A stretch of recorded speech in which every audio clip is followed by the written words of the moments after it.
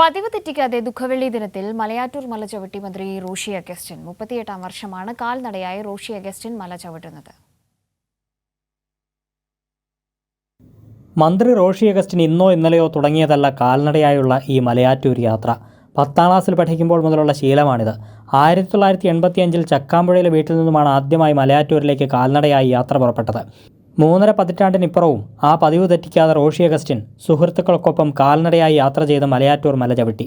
പീഡാനുഭവ സ്മരണകളിലൂടെയുള്ള ഈ കാൽനടയാത്ര അടുത്ത ഒരു വർഷത്തേക്കുള്ള ഊർജ്ജമാണ് പകർന്നു നൽകുന്നതെന്ന് മന്ത്രി റോഷി അഗസ്റ്റിൻ പറഞ്ഞു. എല്ലാ മതങ്ങളും എല്ലാ വിശ്വാസവും അവരവരുടേതായ നിലയിൽ പ്രവർത്തിച്ച് അകന്നു പോകുന്ന കാഴ്ചപ്പാടുകളിൽ നിന്ന് മതേതര കാഴ്ചപ്പാടുകളെ കുറേ കൂടി നിലപ്പെടുത്താൻ, സ്വൈര്യ ജീവിതവും സമാധാനവും സമൂഹത്തിലുണ്ടാകാൻ, കുടുംബത്തിലും സമൂഹത്തിലും ശാന്തി ഉണ്ടാകുവാൻ ഏറെ ശ്രദ്ധിക്കേണ്ട ഒരു ഘട്ടവും കൂടിയാണെന്നുള്ളത് ഈ ഘട്ടത്തിലെ യാത്രയിൽ എനിക്ക് ഓർമ്മപ്പെടുത്താനായിട്ടുണ്ട്. വ്യാഴാഴ്ച ചക്കാമ്പുഴയിലെ വീട്ടിൽ നിന്നും കാൽനടയായി യാത്ര തിരിച്ച റോഷി അഗസ്റ്റിൻ ദുഃഖവെള്ളി ദിനത്തിൽ ഉച്ചയോടെ മൂവാറ്റുപുഴയിൽ നിന്ന് മലയാറ്റൂരിലേക്ക് യാത്ര തുടരുകയായിരുന്നു.